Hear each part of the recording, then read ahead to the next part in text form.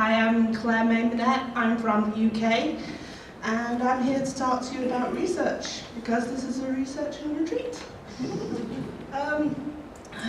Basically, in the UK, when I went to university, I did a unit about research. So we had to research, and what it was, we had to do first the initial research, then we had to do secondary research, and then on to the primary research where you find all your materials, and then on to other research to find out everything else that's online and about. So that's why I wanted to start with that. I participate here as a self-advocate for International Mosaic Down Syndrome Association because I believe it's important to create awareness for this cause here in America as well as in the UK. I try my best. Anyway, research is an important tool to anything. We study materials in order to establish facts and reach new conclusions. It is essential to find out about new things so that we can get a better understanding of what we are researching into.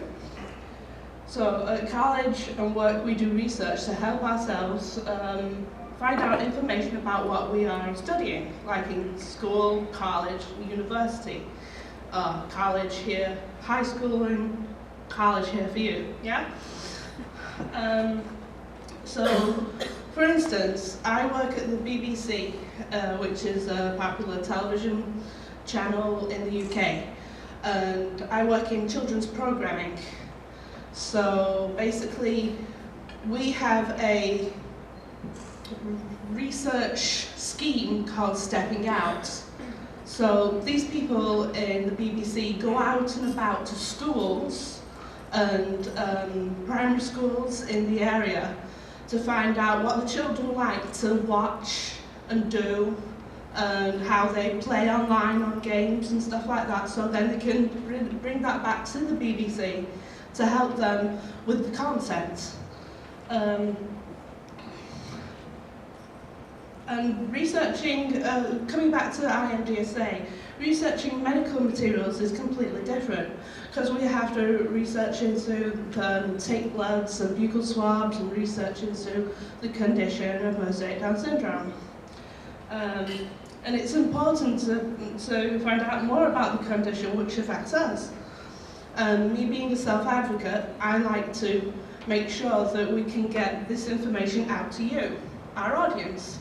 And I've done a lot of studies about audiences in the past while working into the media industry, so we know which audiences suit which things. And this is the IMDSA is here to help us. And this is important to inspire and to motivate our audience. So we need you, because we need to give you the research materials to find out more about it. I am here all weekend if you want to find out more about me or find out what I do in the UK as well. So I'm here with Jennifer Katz, who's about here most of the weekend. So if you want to speak with us, come, don't hesitate to ask us any questions. So here's me. Thank you very much.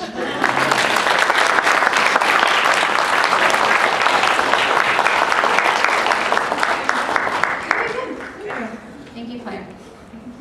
Okay, and then our next self-advocate is Jennifer Katz. She is an adult with Mosaic Down syndrome, and she has 2 kids, and she lives here in Virginia. Hi everybody, as she said, I'm Jennifer Katz. I'm nobody else. This is me. Okay. All right, now that we've got that out of the way, I recently moved here to Virginia from Decatur, Georgia in December, so I'm still relatively new to the area. I was born with Mosaic Down syndrome, and my parents had no idea about it until I was 13. So the testing was done a little bit later than some of you, not all, I'm sure. So anyway, I'm here to talk about why Down syndrome research is important to me. Well, consider this. Right now, somewhere in the world, a child with Down syndrome is being born. Did mom have an amniocentesis? Did she go to genetic testing? If not, she's going to be surprised. She and her husband are going to get a bit of a surprise when they get the result that their child has Down syndrome. Who could she turn to? Who could she trust? What resources are there? What should she do next? All these thoughts are going to go through her head and more. What she needs is good information. She needs to know that there's good information, accurate information. She needs to know the facts, and she needs a right to this information, and not any judgments or shoulds. She needs to know where she can find support. Down syndrome research is important to me for exactly that reason. No parent or family or friends should have someone in their life with Down syndrome and not have information needed to make good and hopefully painless decisions regarding the outcome and future for their child or other family member. And the more they know, and the more accurate and up-to-date information they have, the better they'll feel and be in the long run. My mother did not have a lot of information to go on when I was diagnosed with Mosaic Down syndrome in 1983, because it didn't manifest as typical Down syndrome, and the research that did exist painted a rather grim picture. Okay, they saw all the bad things about DS, and all the things, and all the terms that weren't PC now. It was very negative. They didn't see that there's anything positive in it, but they still kept me, so I'm glad about that. It's been almost 30 years since then, and the amount of research and data and awareness about Down syndrome has boomed. Even worse about Mosaic Down syndrome since that was discovered. Furthermore, for parents with children, teens, and young adults, and full adults with Down syndrome, supports are also present and stay with the family for as long as they need them or want them.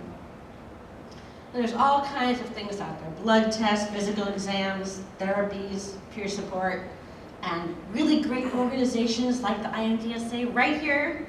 You're all here to be with, so yay for the IMDSA. I certainly wouldn't be here without them.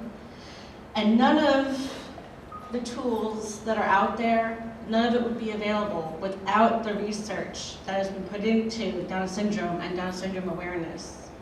So if you, your family member, has Down syndrome in any form, research. Research is a way to get good, accurate, and up-to-date data. You should participate in research studies, and the reason that I do is because it's like a census. You know how sometimes you get those census letters in the mail? Well, it's a way of being counted. And the more people that are counted, the more concise, up-to-date, and accurate the data is going to be. And if you can participate regularly, the more you're counted, the more consistent that data is going to be. So, in that matter, we all count anyways, but we all count. So, it's a good idea to let yourself be counted so that our data to you, our research to you, will be more complete. The more you give to us, the more we can give back to you. Thank you.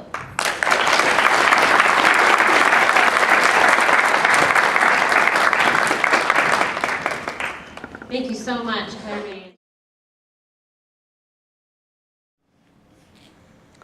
Well, hello there. Sorry for my hair looking like a mess. I am Claire May Manette, and this is Jennifer Katz. Hello. So, this is Video Diary 1, as in yesterday, which was the Friday. I came in on the Thursday and Friday morning. I roomed with Jennifer Katz, so we went down for breakfast. Then we... I'm not quite sure what we did after breakfast, but it was fun. What did we do after then? So we had breakfast, and we went to do the conference, was it? Well, that was at around 11-ish. Did we start the MagiQuest? No, that was after we spoke. Right, so you tell us about the speaking. Oh, well, the speaking was phenomenal. First, Brandy Snow talked about the IMDSA and how wonderful it is, and about the recent president, Brandy Hellard. And then she introduced Claire May and myself to speak about why research, Down syndrome research, is important to us and why we participate. So we managed to inspire our audience to give them enough information, what we do as self-advocates for IMDSA, to help them know that their children can live full lives just like us. And the benefits of the research and the fundraising and all that the IMDSA and all the other DS organizations do together to enable all these wonderful events. And what did we do after that? After that, we were asked if we wanted to do the MagiQuest. Right, yeah, so we started the MagiQuest and we got photos of that as well, and we have a wand as well, and we run around the hotel, tired to our bones, flicking our wands at different things and Laughing like schoolgirls. Uncovering different things and earning not real gold. I only wish it would have been real gold. Yeah. And just having a general really good time running around the hotel. It was a real blast. What did we do after that?